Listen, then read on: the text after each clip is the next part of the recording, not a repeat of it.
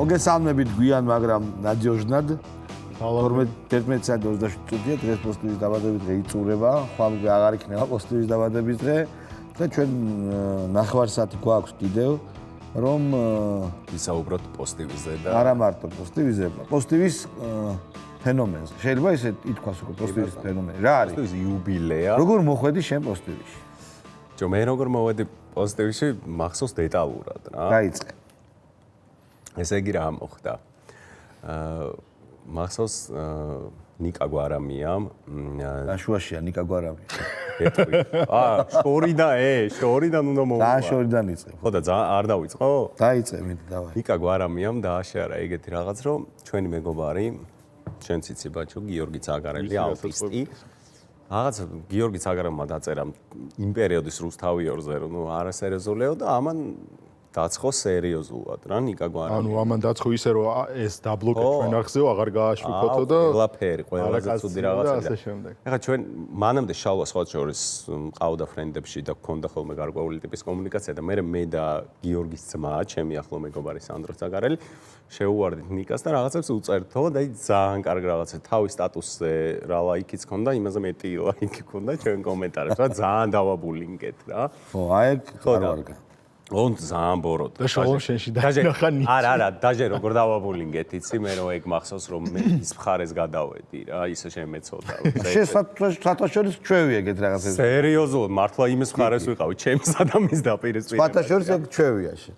მერე? ხო და მე შალვა მითხრა რომ რაღაც ესეთი ინტერნეტ მედია პლატფორმა გეთდებოდა, პოსტივი და სხვა შორის ჩვენ ვიყავით ერთ-ერთი პიონერები. იმიტომ რომ ზაფხულის იმაში მოვედით თვეში. ან ივლისის ბოლოს, ან აგვისტოს დასაწყისში. მაშინ ფაქტობრივად აი გართობის რაღაც სეგმენტი იყო დაწყებული და ანალიტიკის აი რამოდენიმე ნაწილი. მე მოვედი ძალიან მომწონდა ის რომ საქართველოში პირველად კეთდებოდა ინტერნეტ მედია პლატფორმა, რომელზეც მე და ბაჩოს ჰქონდა, ესე იგი, ოცნება ფაქტობრივად 17-16 წლის ასაკში რომ გაგუკეთებინა ეგეთი ოღონდ ვაკეთებდით, ვაფშე ნული დაფინანსებით. მარტო ენთუზიაზმით და ხო იცი რა გამოვიდა? არაფერი. ანუ მეგობრის კამერით მონტაჟს რო YouTube-ზე სწავლობდა ეგეთი. ხო რა, არაფერი არ გამოვიდა და მე მეუთხარი ბაჩოს რომ ვეთქი ძალიან ისეთი საინტერესო და ძალიან კაი პლატფორმაა.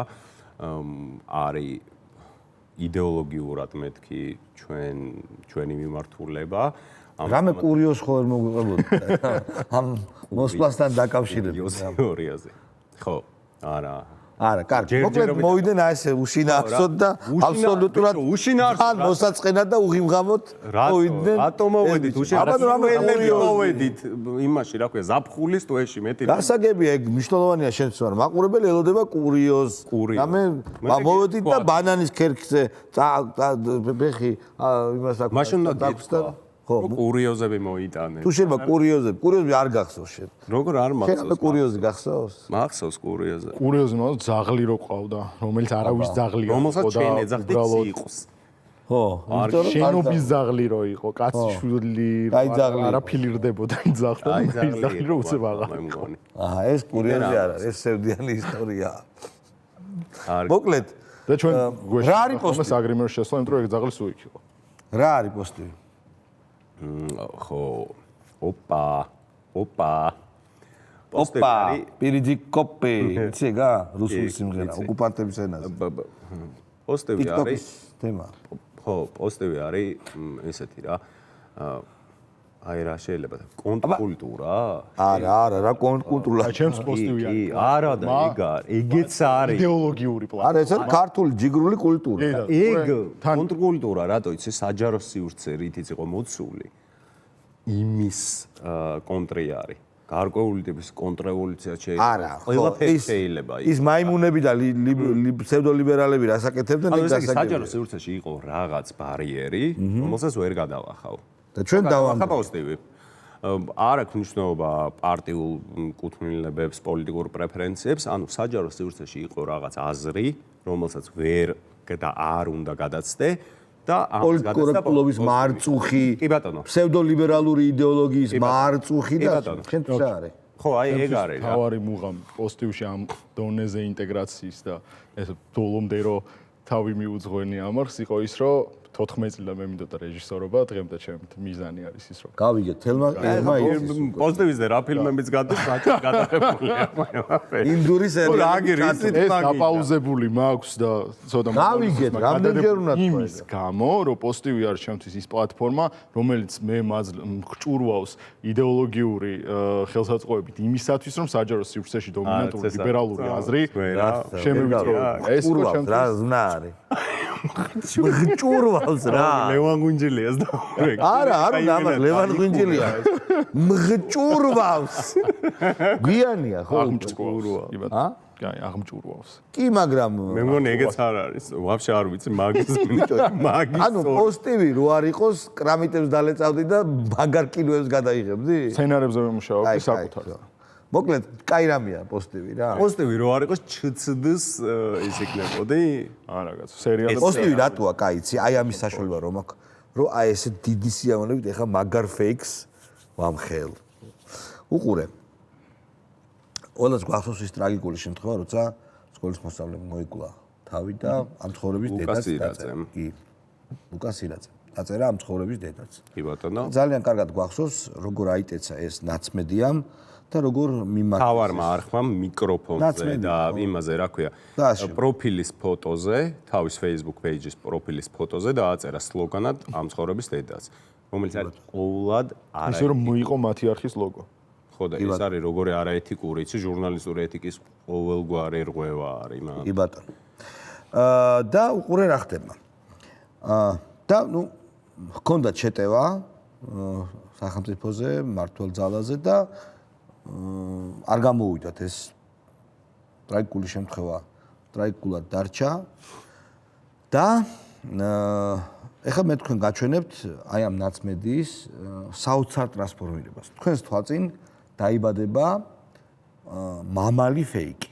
რა თქმა უნდა, თითოეული ჩვენთანგანის, რა თქმა უნდა, ხელისუფლების სკოლის პრობლემა რაც მოხდა. ამ ახალგაზრდა ბიჭმა, ამ ბავშვმა თავი რომ მოიკლა, ეს ჩვენი პრობლემაა, ჩვენი ბრალი. ჩვენ სადღაც სკოლიდან დაწყებული გამომძიებლით დამთავრებული. სადღაც დავაკელით. ყველას ბრალი, რა თქმა და გამომძიებელი ბუნებრივია. არის მიცემული. მიცემულია პასუხისგებაში და იქ ასე ჩალოიანი, გალბატონი, არ ვცდები. და ეს ყოვლად ამაზრზენი რამაა. მაგრამ მე ხლა გაჩვენებთ, როგორ გააკეთა თავარმა არხმა ამ кейსისგან, ამ გარდაცვლილი ბავშვისგან პოლიტიკური кейსი. როგორი ვერაგული შემოპარვა ხდება ძალიან ცუდი პოლიტიკური მოტივებისა. ესე იგი, ამ ცხოვრების დედაც ეს არის, რაც ამ დაწერა ამ ბავშვმა, სადაც შეიძლება როგორც ადამიანური ცხოვრებისეული მოზარდული პროტესტი კი ბატონო. ყოფილიყო, ისე რა თქმა უნდა სკოლის წინააღმდეგ მიმართული გაქცევა და სკოლის წინააღმდეგ მიმართული მილიციის წინა პოლიციის წინააღმდეგ მიმართული, თუმცა ეს არ უნდა იყოს ინსინუაციების და სპეკულაციების საგანი.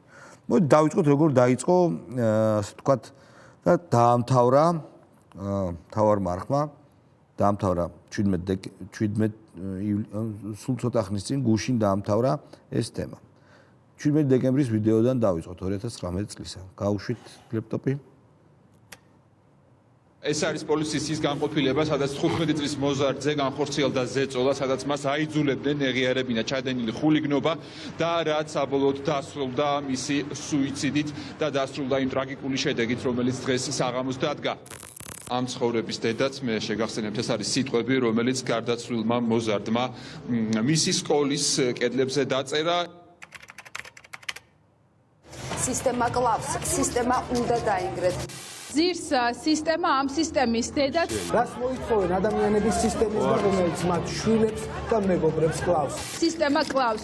სისტემა კლავს და მაგ სისტემას გავანადგურებთ. ამ სისტემის დედაც ეგ სისტემა უნდა დაინგრეს, დაიმსხვრეს, ამ სისტემის დედაც დაიფშუნეს, ნაკუწი იქცეს. აეროპორტიდან წამოსული ყველა მგზავრი დაინახავს სისტემას. ვიდრე სისტემა არ დასრულდება პროტესტიც.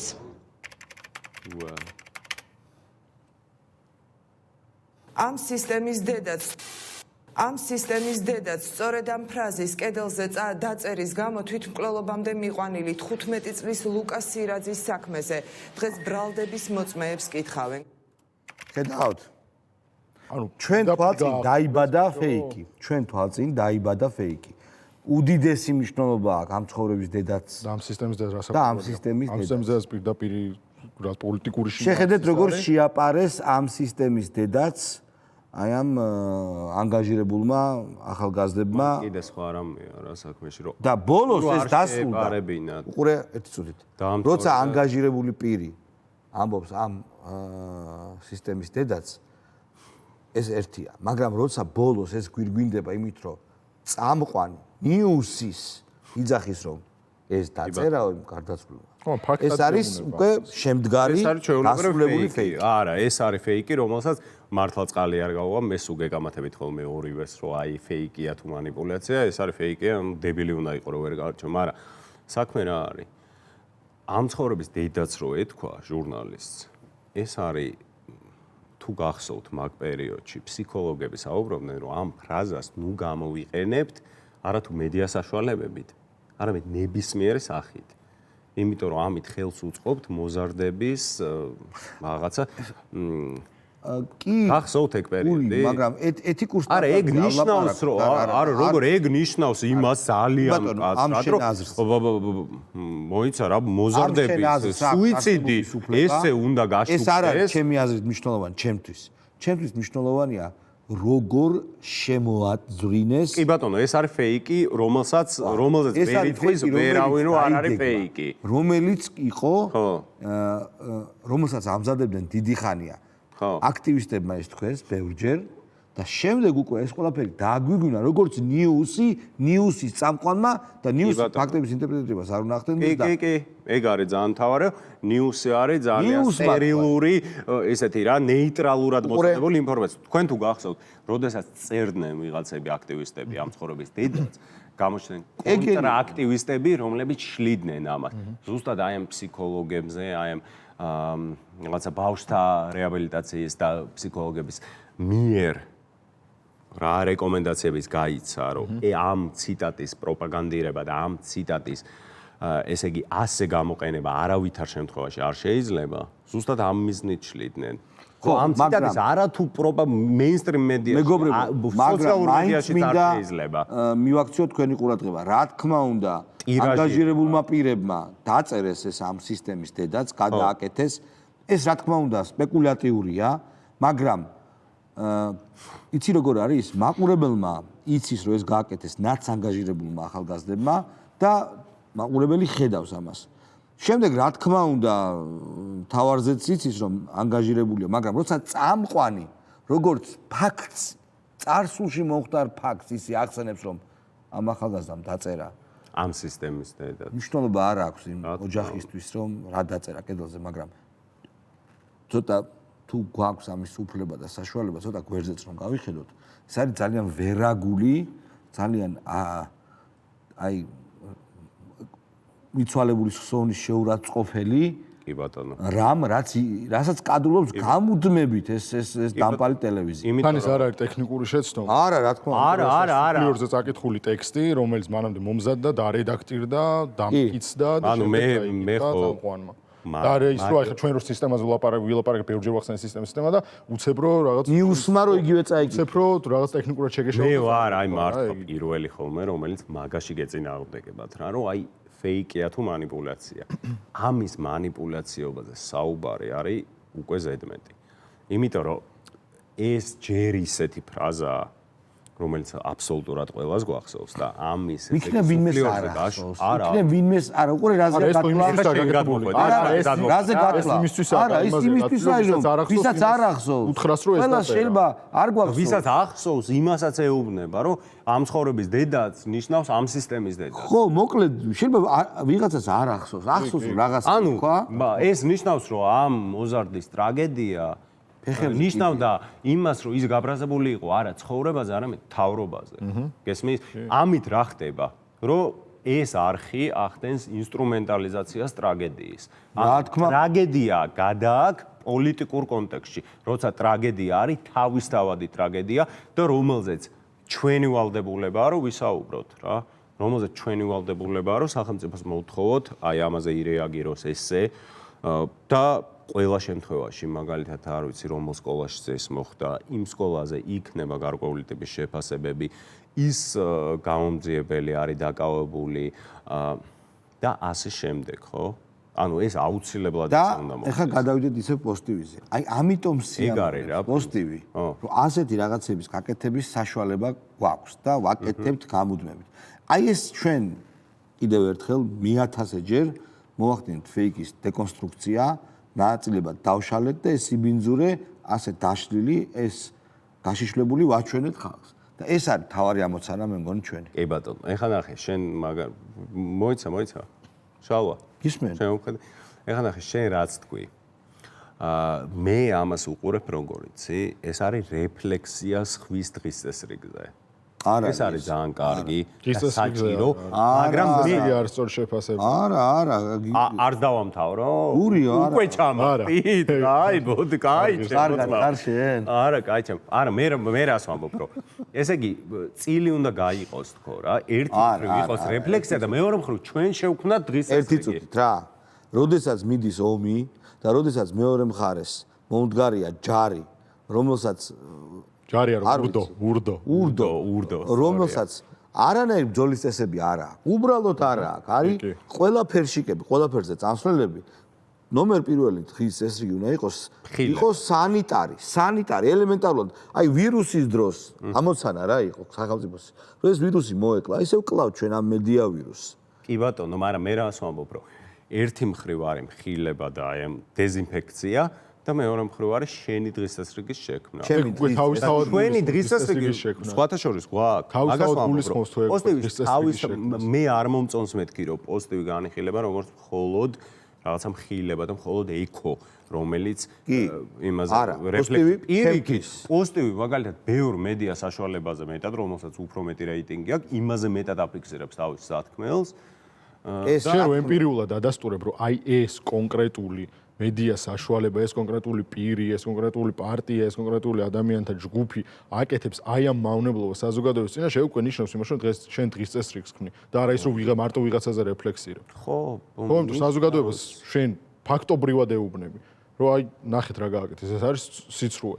ნებისმიერ შემთხვევაში რომ არ მოხდენილიყო დენაციფიკაცია მაგალითად. არა ვარ დარწმუნებული, რომ გერმანიაში ყველაფერი ისე კარგად იქნებოდა, როგორც ახლა არის. ხო.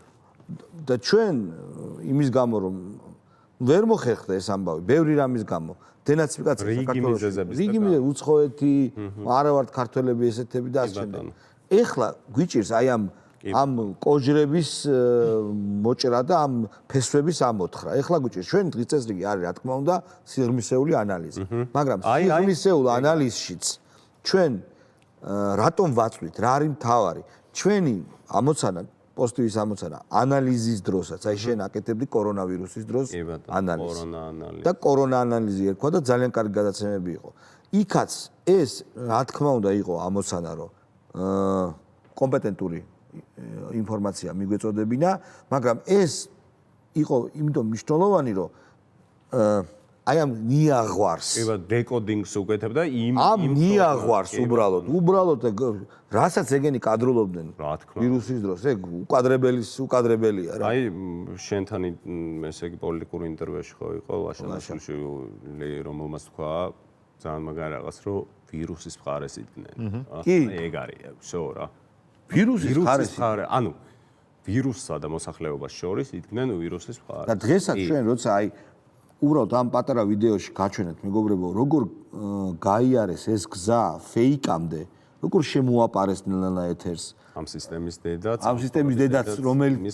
რომელზეც ამბობდნენ, რომ ეს დაწერა, იცი, კინოშტიკი ხარ და რაღაცა შტრიხს ვერბალურს თუნდაც კინოში, კარგ კინოში. გამოძახილი ყოველთვის აქვს ბოლოში. ისე როგორც ჩეხოვი იძახდა, რომ თუ თოფი კიდია პირველ მოქმედებაში მეოთხეში გაისვრის. კინოშიც, კარგ კინოში არაფერი ტყილა არ ხდება რა. თუ სადღაც მესამე აქტში უნდა იყოს რეზოლუშენი, ასე თუ მესამე აქტში უნდა გადაჭრა. კვანძის გახსნა. მოკლედ ხედავ როგორ შემოგვაპარეს დაიწყეს ამ ცხოვრების დედაც რაც დაწერა იმ გარდაცვლილმა, შემდეგ დაიწყეს ამ სისტემის დედაც, ბოლოს დაგვირგვინა იმით, რომ რაღაცნაირად ფაქტად გაასაღეს. ხო, ფაქტად გაასაღეს. შუაში იყო, მოკლედ დასაწყისი იყო რეალობა, რაც მოცემულობა, მე იყო რომ ამას მოყვა პროტესტი, რომელიც სისტემას ლინკავს ამ სლოგანზე და ბოლოს დამთავრდა იმის, რომ ეს სლოგანი კი არ არის რეალური არის სისტემა. როგორ ეცადნენ რეალობის შეცვლას. კლასიკა, აი, უბრალოდ კლასიკა. არ ვიცი, ეს რაღაც ეს რა ჭირი გჭირს თო, რა სუთა ესა. ეს რა არის მართლა, რა რასთან აგვაქვს საქმე? აი კითხვა, ესე იგი სად მივდივართ? რასთან არის? ეს არ იხსნება. აი მაგალითად შაქარაშვილის დედის წერილის მერე, როცა ესეთ გვარამია წერს, რომ ფეხებზე მკიდე ყვა. არავის აზრი არ მაინტერესებს და სიმართლეს. ვიტყვი და შაქარაშვილის გულისთვის კი არ ვაკეთებ. ცხისის შვილების გულისთვის ვაკეთებ. შენ აზრი ფიქრობ რომ რეგულირება? რეგულირება, იმიტომ რომ სახელმწიფო კაცი ხარ და მე მარცხენაში. შავა ერთ წამინახე ოპოზიციური მედიის და ზოგადად ოპოზიციის წარმომადგენლები, როდესაც დადიან დაცვით, მხოლოდ იმის გამო რომ ის მათზე ძალადობა არ განახორციელონ ჩვეულებრივმა ხალხმა, საშუალო სტატისტიკურმა მოქალაქეებმა ეს ნიშნავს, რომ ოპოზიცია გამოხატავს მარგინალური ჯგუფების ხმას. ანუ ის არ არის ხალხის რეპრეზენტატორი. ისე მართალია. ეს არის უკვე სერიოზული პრობლემა. გვარამიამ რო დაწერა რომ მე ციხეში შევედი და მაგინებდნენო. ესეც არის სერიოზული. და რო დაწერა რომ ყველა მაგინებს შაქარაშვილის ხარეო? ხო და ციხეში რო შევიდა ოპოზიციური მედიის წარმომადგენელი და იქ აგინებდნენ, ეს არის ძალიან სერიოზული რაღაცის აღწერი. ანუ ციხე ყოველთვის უკმაყოფილო არის ამჟამინდელი მთავრობით. და როდესაც შედის ოპოზიციის წარმომადგენელი, შალვა, შეხვედი ციხეში, მერე, როგორც ჟურნალისტი. და ხო გახსოვს, როგორი ისიც იყო დახვედრა. მახსოვს გრანდიოზული. არ ვიცი რა, შალვა იყო იქ. ხო და ეგრე არ ხდება რა. ესე იგი ჩვენ გვაქვს გაუკუღმართებული, დეფორმირებული სინდისის და დეფორმირებული ეთიკის და დეფორმირებული ქცევის მქონე ოპოზიციასთან საქმე, რომელიც საერთოდ არ არის ხალხის რეპრეზენტატორი. აი გამარჯობა შენი. აი გამარჯობა გინდა თქვი და გინდა არა და მედიაც ეგრე არის. ხო, მაგრამ პრობლემა რა არის, რომ TV პირველს მე მართლა გული მწყდება, ოღონდ ეხლა თქვენ დამიწყებთ ჩხუბს მე. რაზე გეცი? გამოვთხარ მე. მართლა ჩხუბს დამიწყებ. გული მწყდებაო TV პირველზე იწყებს ლაპარაკს, TV პირველზე წყდება გული. მე ვთქვი რომ ესე იგი დეფორმირებულია ყველა. რომელ მონაკვეთში? TV პირველ შეეძლო რომ ყოფილიყო რაღაც. აი ნახე. ეს ლაპარაკ. აი ვიშე. ხო და რაზე სანაია შეეძლო რა? რაზე დაყრდნობით ამბობ რომ შეეძლო? სანაია, სად იყო ბიჭო 2012 წლამდე, სად იყო? პოტენციალი სად დაინახეთ? ანუ მაგას გეკითხეთ, პოტენციალი სად დაინახეთ ხო? ვისში? კაი, დიანა კიდე გასაგებია, მაგრამ აი ხო, მაგრამ აი რა. ხო, რავიმე ის არის საფეხბურთო ტრანსფერივით შეხედე ხო? ვიღაც ფეხბურთელში რო პოტენციალი. აი, მე სხვა. რეალმა რო ხამეს როდრიგესი იყიდა რომ და ინგა გრიგოლი რა ვიცი. ინგა გრიგოლია. რა ჭირდა? რა რამის რა ინგა გრიგოლია. შენ მაგას რატო ვერ ვუხსნი? ჩვენთან ეგდება არ უნდა და. არა, ნიკაცი ორი შტერი ხალი ზის ეხლა ბიძამის ამ გარდაცვლილის ბიძას. რაღაცა შუშის თვალებიან. ქალები შტერები თუ კი არ არიან, ქალები არიან. უბრალოდ შტერი ქალები არიან, ხო? გინდა კაცი იყოს და გინდა უცხოელი მეტალის შტერი. ორი შტერი ზის და ისა შუშის თვალებით რაღაც კითხებს უსვავენ. და ეს ამოს ვენდობი ვერ გააყალბებენ, მაგრამ მაინც გაქვთ თუ არა შეგრძნება რომ აყალბებენ. გააყალბებენ, როგორ გააყალბებენ, კაცო, აქამდე გააყალბებენ. ექსპერტიზის დასკვნას გააყალბებენ მაშინ. არა, მაინც აი ეს გამოძახება, რაღაც ეძებენ, ბიჭო, ტიპები. ტუპა უნიჭოდ ეძებენ. ეხლა შენ რასაც ფიქრობ ეხლანდელ TV პირველზე, იმაზე მეც ვფიქრობ თქო. მე ვამბობ რომ იყო პერიოდი, როცა რაღაც მხრივ ბიჭო, თქვი მაშინ ეგ პერიოდი. ნუ არ ვიცი, 3 წლის წინ. 3 წლის წინ იყო გრიგოლი. 4 წლის. იყო გრიგოლი. ვიცი რომ იყო და 4 წლის წინ, 3 წლის წინ რაღაც მხრივ იმედი მქონდა როგორც ნეიტრალური გამშუქება. ზეროს იმედოს. გადავიდეთ. ზეროს იმედოს. გადავიდეთ. პოზიტივზე. ორი, ეხლა თავარ არ ხსოვს. ჩემ ესეთ ლიბერალური განწყობის მქონე მეგობრები, რომელიც მეუბნებოდა რომ TV პირველად ნეიტრალური გამშუქება, უბობდი რომ ბრმები ხართ, ყრუები ხართ, როგორ ამბობთ ამას. ეხლა აი რა გჭირს შენს მართლა რა. მეგობრებო, ნოდარი ვარ მე. ჩაიხვიე ეს და მიყვები. ეს აქეთ. როცა გააკეთე? თქვენი ჩემი მისი. კაცრა. ეს არის გვარამია. არა. მე ვიცი ყველაფერი. და ეს არის არა, ის ხელები იმისია, ნოდარის. მოიცხი. ნოდარის. ხელები მართლა? ხელები ნოდარია. ხელები. მენი იმენას. გვარამი არის ეკრანთან იმ კამერასთან ახლოს მის. აი და ამანიც. ესე მისვლები და რაღაცები. გვარამი არის კამერასთან რო ახლოს მის. კამერა რო ახლოს. გვარამი არის 90-იანების პოპი. 3D ეფექტს აკეთებს, ხო? ეს ეკრანიდან უნდა გამოსვლა და 90-იანების პოპი. არა, 90-იანის პოპი როგორ მიყვარს თეიგით. არა, გვარამია პოპი არ არის. გვარამი არის აშლილი როიალი რა. გაფუჭებული არღანი. პუტინი? ტოტალიტარიზმი? პუტინი. ორველი და ორველი. არა, ორველი. ორველი და ტოტალიტარიზმი რო შემოიტანა დღის წესრიგში, მეთქი აი всё. დღეს ჩემ ბლოგში ჩავსვით ეგ მომენტი რა, ინგა რო ამბობს ტოტალიტარიზმი. ანუ ყველა ვიცინოდით, რამდენჯერაც არ უყურეთ. მართლა? მართელი ანალიტიკის ჯგუფი ხარხარებდით მაგაზე. ტოტალიტარიზმი რაღაცა იმას ხო ლაპარაკობს რა, ეს მედიაზე. ეს მნელი 90-იანების გადმონაშთია, უნდა იყვირო ეთერში. მაშინ მიკროფონები კარგი არ იყო და მეზობელ კორპუსებს აგებინებდი რომ ტოტალიტარიზმი. მეგობრებო, კარგით, ეგ შაშანდელი თოლით დადნება ეს მედია, ეს ვულგარული, უეჭველი. ეს ვულგარული, ეს ქაჯური, უვიცების მედია შაშანდელი თოლით გაქრება, იმიტომ რომ არც სიყვარული აქვს, არც სოდნა, არც ბოროტები არ არიან, მე ისინი კი არიან ბოროტები. თავარია ბოროტი. თავარი ხო, ეს დებილები არის. არის. ფორმულა და ტეორია ვერ არიან მარტონის ბოროტები. ფორმულა საერთოდ არ არის. ფარჩაკები არიან. არა, ხო. ანუ ფორმულა არ არსებობს. ფორმულა როგორც ტელევიზია, ეს არის გეზერაშვილის საბედისწერო შეცდომა. ის ფული რაც იქ ჩაყარა საპროცესოში რომ გადაეხადა, ჩამოვიდოდა რა. რა მაგარი რაღაცა ვთქვი. და დაჟე რომ მონდომებოდა რაღაც. ეხა დაფიქრდება რა. მემოდა, ხო? მოდით, მეგობრებო, ჩვენი დაბადების დღეა, გილოცავთ, მეგობრებო. გილოცავთ. ძალიან მიხარია რომ თქვენნაირ ახალგაზრდებთან აქვს საქმე, იმიტომ რომ თქვენ ძალიან შეუყვარდით ხალხს, არ ვიცი გზნობთ თუ არა ქუჩაში. კი, სხვა. გზნობთ რომელია? კი, სხვა შორის. არა, მართლა უგზნობ. ყველა მხრივ თან. კი არ გადის. არ გადის რომ ქუჩაში ვიღაც არ მოუვიდეს და საღოლ და ჯიგარი. და მაგას სერიოზული დრაივი აქვს. კი ბატონო. ეხლა მე იმაცავით არ ვწერ, ეხლა სირცხვილიას აქტივისტები ვით, რომ დღეს ტაქსისტმა ხურდები ფული არ ტაქსი არ დადიხარ და. ნუ კაი, სხვა რაღაცას მოვძებნიდი. კაი, ერთ ტაქსი. მაღაზიაში ფული არ გამომართოს იტყოდა რაღაცას მოვძებნიდი რა. მოძებნე მე. ნუ არ აღნიშნავ არ გამომართოს, მაგრამ ყოველდღიურად უგრძნობ მაგას მართლა. გარდა სოციალური მედიისა და იქაური ფიდბექისა მე ვამბობ რეალურ ცხოვრებაში. და მე რო პირველად თონეში მცხობე პურის მცხობელმა ფანჯრიდან თავი გამოყო და გამომემცნაურა და მომესალმა და შემაქო და წარმატებები ვისურვა და მხარდაჭერა გამოსხან, მან ვხვდი რომ სახალხო საქმეს ვაკეთებდი. ეს რა თქმა უნდა დიდი ოპტიმიზმით ხჭურვავს. სახალხო საქმეს რო ვაკეთებდი ნამდვილად ხო მან ხჭურვავს. ეგეც ბაჩორის მე ვიყავი რომელიღაც კლუბში, სადაც ბაჩო არ იყო. სად იყო?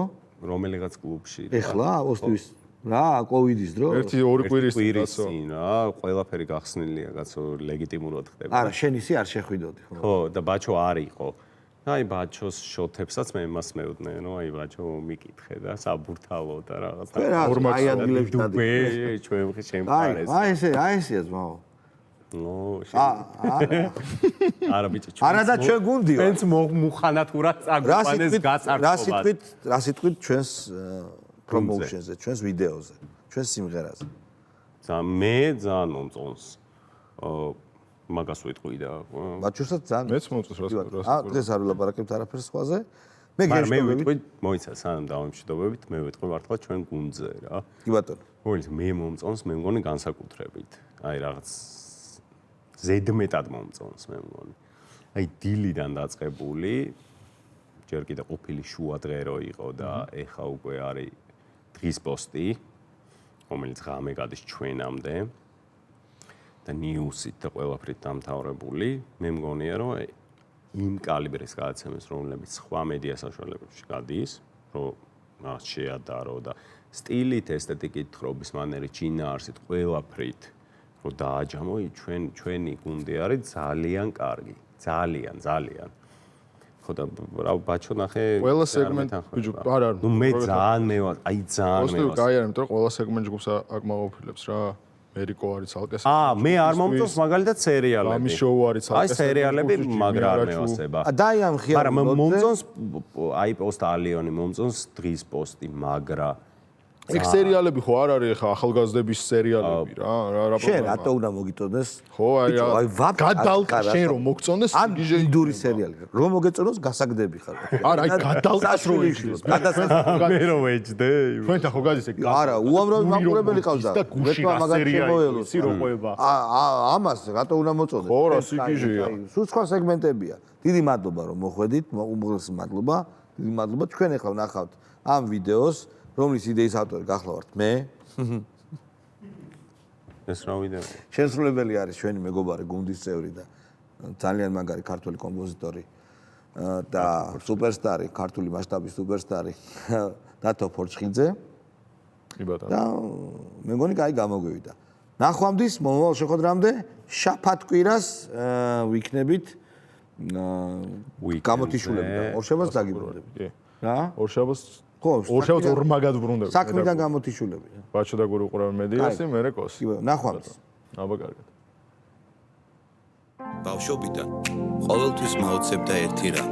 როდესაც ბევრი ადამიანი ერთად მღეროდა, ეს ხდებოდა სტადიონებზე, ქუჩებში, სადაც ბევრი ხალხი ერთად იკრიბებოდა.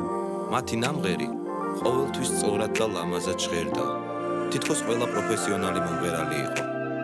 არადა მე ნამდვილად შემიძლია გითხრათ, რომ ყველა კარგად ვერ იმღერებს, რადგან ამ პროფესიას დიდი შრომა, ცოდნა, გამოცდილება და ნიჭი სჭირდება. არა? მოგანადრე სადიბიდა დღე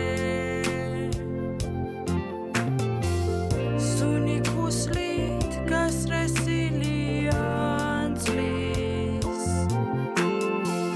შორს გუმბათი ვეთანის დაძრის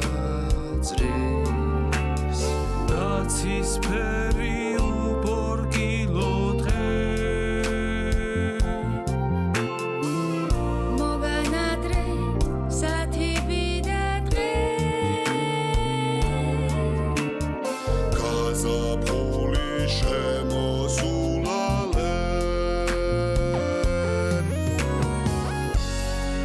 გავიდა დრო და ჩემს დილემას პასუხი გაეცა. თურმე რაში ყოფილა საქმე? ეს ფიზიკის კანონია, რომ როდესაც ერთად შეკრებილი ბევრი ადამიანი ერთ ხმაში, ერთ გუნდად მღერის, ერთი მეორე შეცდომას ასწორებს, მეორე მესამესას და ასე ერთობლიობაში ყალიბდება სწორი, ლამაზი, ზღაპრული ბგერა, რადგან ყველაფერს გუნდი ასწორებს.